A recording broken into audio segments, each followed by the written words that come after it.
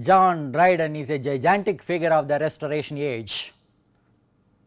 We will examine the historical literary context, see something about Dryden himself, then move on to the text that we have chosen for this course, MacFlecknoe, and the background figures like Richard Flecknoe, Thomas Shadwell, who are actually the targets of this poem MacFlecknoe, and see the structure, of course see the features of mock heroic poem.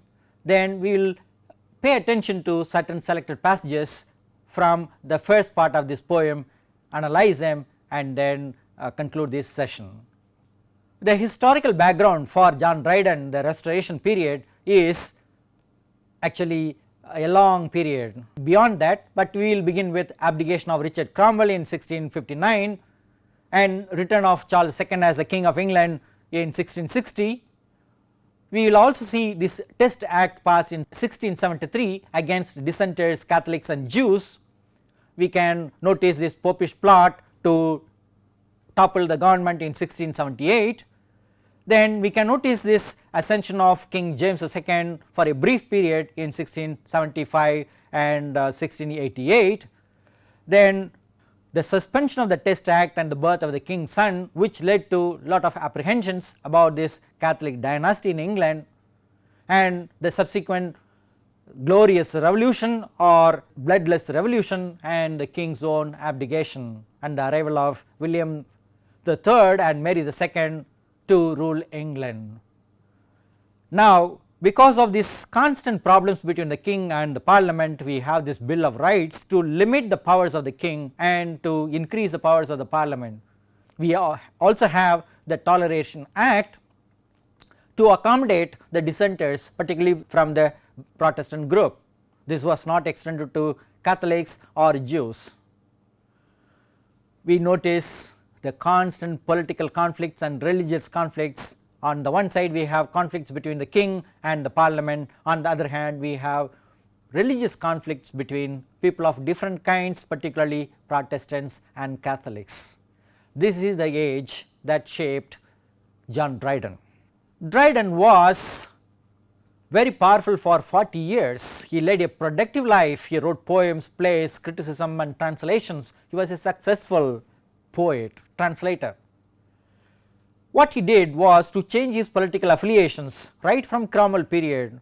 We have to remember that Dryden, Milton and Andrew Marvell, these were the three poets who went along with the last rites of Oliver Cromwell, and with this pre-restoration period, restoration period and the glorious revolution period, we find Dryden able to maintain good contact with this king or anyone in power. That is where we have this focus on Dryden's change of political affiliations.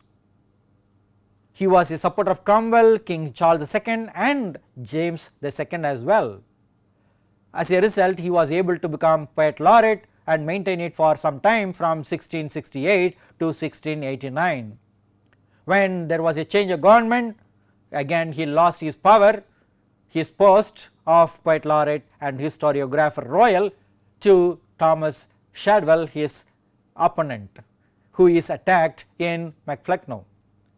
He says in this poem MacFlecknoe, all human things are subject to decay, and that is true of Dryden himself.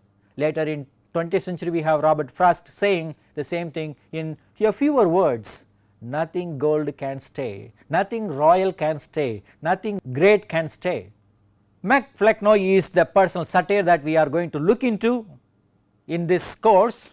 It was published in 1682 without Dryden's own authorization. Later on it was published in 1684 with the supervision of Dryden. This is a mock heroic poem, it is a satirical poem on Thomas Shadwell as the inheritor of dullness and nonsense from Richard Flecknoe, another contemporary poet of Dryden. This Flecknoe died in 1678. When it was published first, it had the subtitle, or a satire on the true blue Protestant poet T.S., that is Thomas Shadwell. Critics now have unearthed certain facts about the date of composition of this poem, and so they fix it as 1676 to 1677. It was widely circulated before it was published in its unauthorized form. Later on, the corrected version, the first publication had some mistakes, these were corrected and published in 1684. MacFlecknoe title is actually a reference to Richard MacFlecknoe. MacFlecknoe means the son of Flecknoe. Who is that Flecknoe? That is Richard Flecknoe. Richard Flecknoe was an English poet, a dramatist, a traveller. He was a Roman Catholic priest. He was claiming to be arbiter of taste and a son of Ben Jonson. Many poets, we have one Tribes of Ben in the early 17th century, and so here is one Richard Flecknoe. Thomas Shadwell also owed allegiance to Ben Jonson. Flecknoe had written Miscellanea and also a play called Love's Kingdom. As a playwright, he was defending the stage. When he went to Italy, he met Andrew Marvell in Italy. However, Marvell had satirized this Flecknoe in his poem called Flecknoe, an English Priest at Rome. It was written in 1645 but published only in 1681. Some critics believe that Marvell's poem might have inspired Dryden to satirize Thomas Shadwell in MacFlecknoe. This is only a conjecture. Dryden's poem became later on a model for Pope's poem called the Dunciad. Who is this Shadwell? We have already seen him to be an opponent of Dryden. He was a very successful dramatist. As we said, he was a follower of Ben Jonson's Comedy of Humours. Based on this Comedy of Humours, he had written some 14 comedies. One of the most successful comedies of Shadwell was The Virtuoso, written in 1676. It was a satire on the Royal Society. He also adapted Shakespeare's play The Tempest. He could not perform his own plays freely without restriction during King Charles II and also King James II because of his quarrel with Dryden. Dryden somehow prevented him from staging Shadwell's plays very freely. We have a comparison between the two now. These two are religiously and politically different dramatists. Dryden had royalist Tory leanings, Shadwell on the other hand had Whig and Protestant leanings. While Dryden loved Shakespeare, Shadwell loved and admired Jonson. Dryden appreciated the comedy of wit, whereas Shadwell believed that the Comedy of Humours was the best. While Dryden found God's plenty in drama and literature, Shadwell found only one way of looking at things like puritanic and moralistic idea of life. Dryden was a powerful personality, but he was not so popular in his own time as Shadwell. He was a popular dramatist, but today Shadwell is forgotten. We remember Dryden today for his various contributions, but Shadwell we remember primarily because Dryden had satirized him in his poem MacFlecknoe. A mock heroic poem has certain features. It follows great epic models like Homer's Iliad and Virgil's Aeneid. It has a great theme of this succession and inheritance. It has characters from the royalty like king and prince. It uses an elevated language modeling on Latin and Greek. It also uses epic simile and irony. The purpose of a mock heroic is to satirize human follies and expose people of their weaknesses. The effect it has on the audience is different. While the poem has a comic effect on the readers, it has a loss of face for the subject that is satirized in this poem. It is called mock heroic because it uses heroic conventions, but for the purpose of mocking at people. The poem MacFlecknoe has 217 lines and it can be broadly divided into 4 groups. Part 1 from 1 to 63, where Richard Flecknoe chooses his heir apparent Shadwell as his successor, and in the second part from 64 to 93 the setting is described, setting of London, and in the third one from 95 to 138, we have the announcement for this coronation of Shadwell as a king of nonsense, and in the last one from 139 to 217 we find Flecknoe is offering his blessings to Shadwell and crowns him as a new king of nonsense to perpetuate stupidity in writings. We have some selected passages, we will read them, and for each slide we have some titles, like for this one for example, Flecknoe's resolution. These titles will be of great help to understand the different passages and also the whole effect of this the passages we have chosen. The first one is Flecknoe's resolution. It starts like this: all human things are subject to decay, and when fate summons monarchs must obey. This Flecknoe found, who like Augustus young was called to the empire and had governed long, in prose and verse was owned without dispute through all the realms of nonsense absolute. This aged prince now flourishing in peace and blessed with the issue of a large increase. This aged prince now flourishing in peace and blessed with the issue of a large increase, worn out with business, did at length debate to settle the succession of the state, and pondering which of all his sons was fit to reign and wage immortal war with wit, cried, "It's a resolve, for nature pleads that he should only rule who most resembles me." The title we have given for this passage is Flecknoe's choice.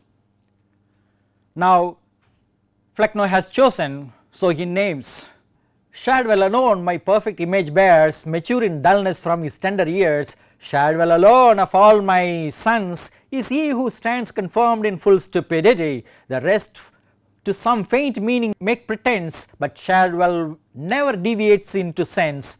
Some beams of wit on other souls may fall, strike through and make a lucid interval, but Shadwell's genuine night admits no ray. His rising fogs prevail upon the day, besides his goodly fabric fills the eye and seems designed for thoughtless majesty, thoughtless as monarch oaks that shade the plain and spread in solemn state supinely reign. Flecknoe has chosen Shadwell because of his complete stupidity. He will not deviate, that is move away from nonsense to sense at all. So even no light will come into his dark stupidity. That is why Flecknoe has chosen Shadwell as his inheritor. Who is this Shadwell? Further emphasis on the foolishness of this poet we have. He is a prophet of tautology. Haywood and Shirley were but types of thee, thou last great prophet of tautology. Even I, a dunce of more renown than they, was sent before but to prepare thy way, and coarsely clad in Noric drugget came to teach the nations in thy greater name. My wobbling lute, the lute I whilom strung, when to King John of Portugal I sung, was but the prelude to the glorious day, when thou on silver Thames didst cut thy way with well timed oars before the royal barge, swelled with the pride of thy celestial charge, and big with him, commander of an host, the like was never in Epsom blankets tossed. Flecknoe now considers himself to be a kind of St. John who has come before Jesus Christ to prepare the way for the kingdom of Shadwell. So he is considered to be a prophet of tautology, that is circumlocution, not saying anything clearly. This new king of nonsense is received with cheers by people on the way. So we have a lot of cheers for Shadwell from the public.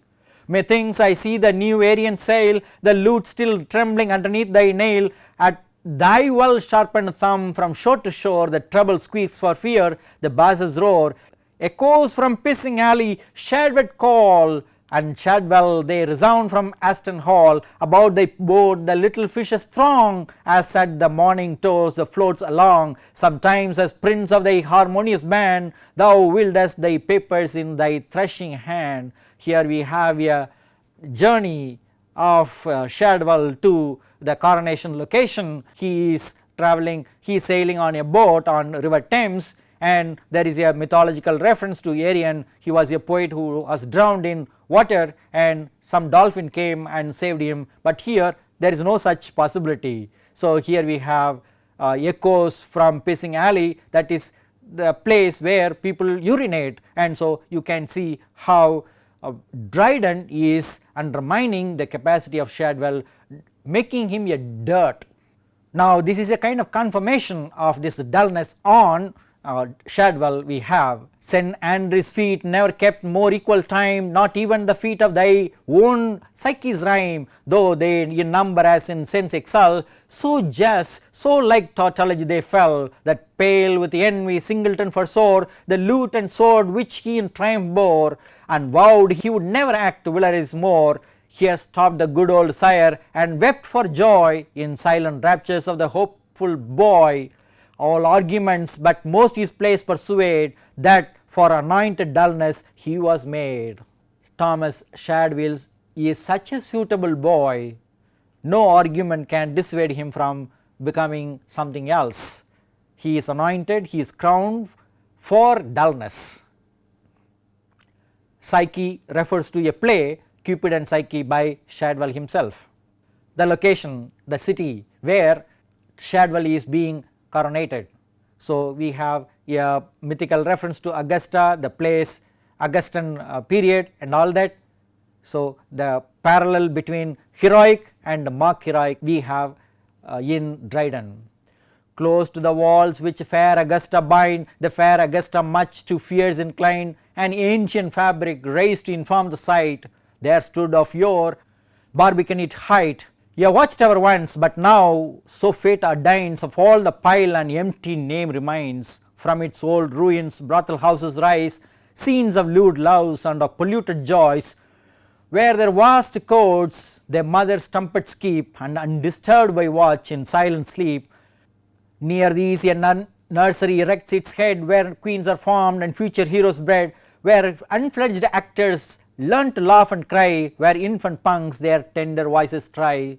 This has reference to a brothel house, a nursery where actors are trained to act in plays, all bad things about the location, and disreputation is brought to Shadwell by bringing Shadwell to this particular place by Dryden. Shadwell has come here and he has to occupy his throne, so we have Shadwell's throne. Pure clinches the suburban muse affords, and Panton waging harmless war with words. Here Flecknoe as a place to fame well known, ambitiously designed his Shadwell's throne. For ancient Decker prophesied long since, that in this pile should reign a mighty prince, born for a scourge of wit and flail of sense, to whom true dullness should some Psyche's owe, but worlds of misers from his pen should flow. Humorists and hypocrites it should produce, while Raymond families and tribes of Bruce. These are some of the characters from Shadwell's play, and we have this reference to Psyche, and here all we have is only dullness, nothing else, dull wittedness, that is what we have here. And whatever Dryden can do to bring down the fame of Shadwell, he has done it. All dirt, all heap of broken things, here he is giving the throne to Shadwell through Flecknoe. In the selected passages we have seen, we notice certain thematic contrasts. On the one hand we have growth and decay, then we have obedience and disobedience, young and old, son and father, that is Flecknoe and Shadwell, father blessing the son, in fact referring to the curse that is possible.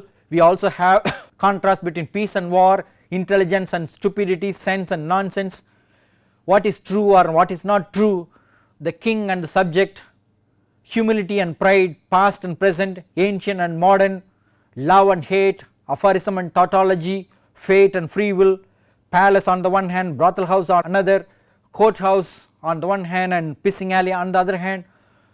Dryden has brought in all these contrasts to tell us about the choice that he makes for Shadwell and Flecknoe to occupy nonsense, the kingdom of nonsense, the location of nonsense which promotes stupidity.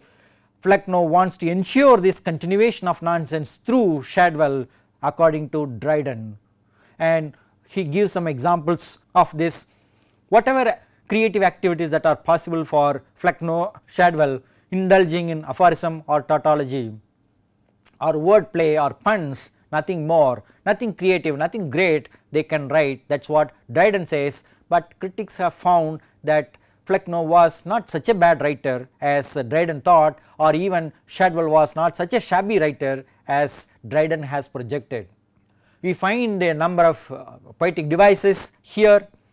We begin with actually this epigram which is attributed to something like a short pithy saying that Flecknoe and Shadwell would write.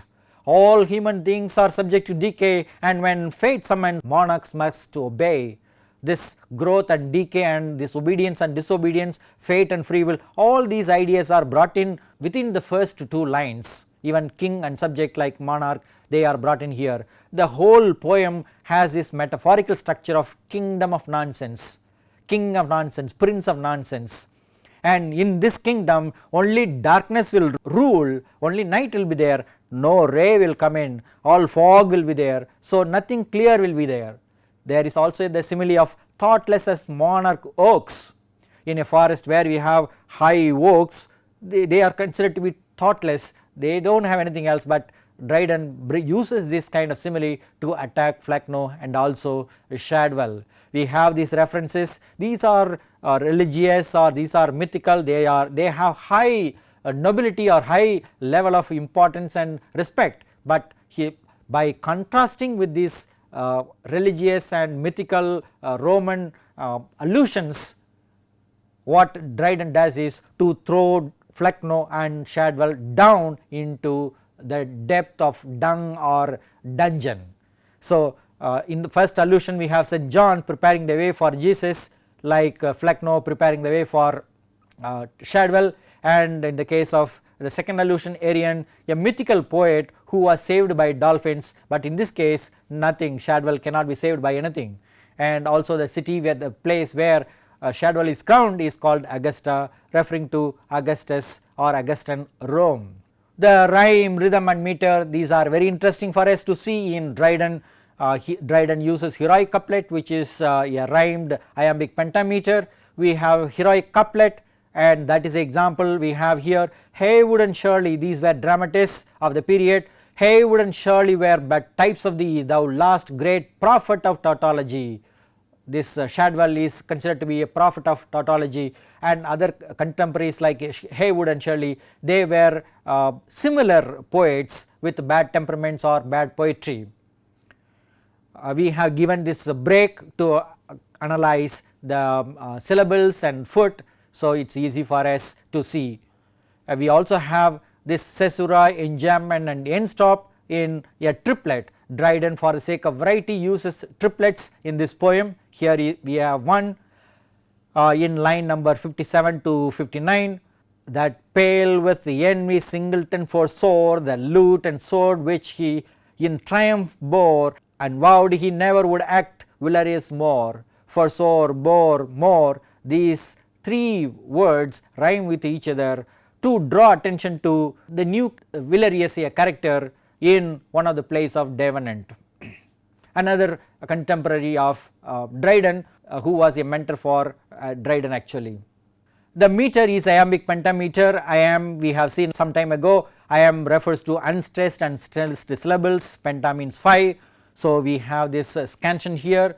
We have lot of variations 2 and 5, where we have this instead of iamb we have spondy and pyrrhic.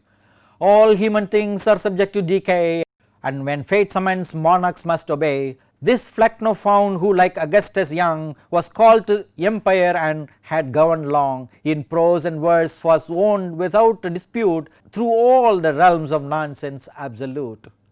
We can see the breaks to understand the metrical feat.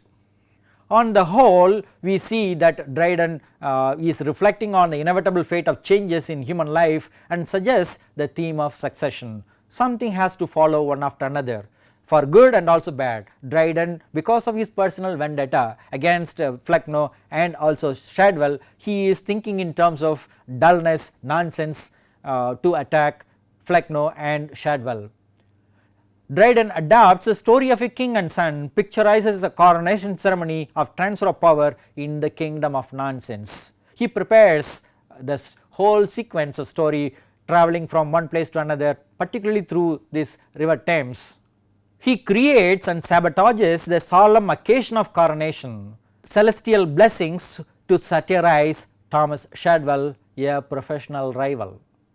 Dryden invokes the father Flecknoe, who also had indulged in an attack on Thomas Killigrew, Sir William Davenant, George Etheridge, and of course Dryden. These belong to one group. Thomas Killigrew was a manager of King's Company.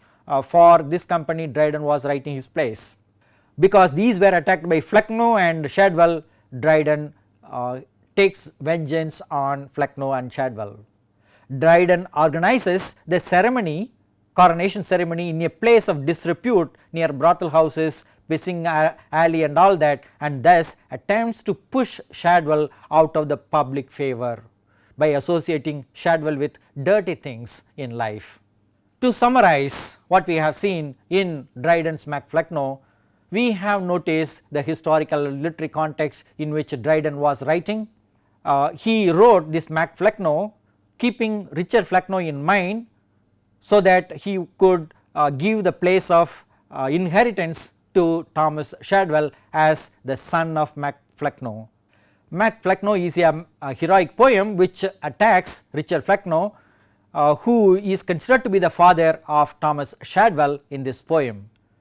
We saw the 4 divisions in MacFlecknoe, and also we saw how this is a mock heroic poem by referring to models on epics in terms of themes, characters and language. We saw some selected passages and analyzed the poetic devices and saw the overall impression. The purpose of Dryden was to attack Thomas Shadwell. He used Flecknoe also as his father because belonged to the opposite camp. If you like to see some references, you can explore these and learn more about Dryden's artistry in heroic couplet and personal satire. Thank you.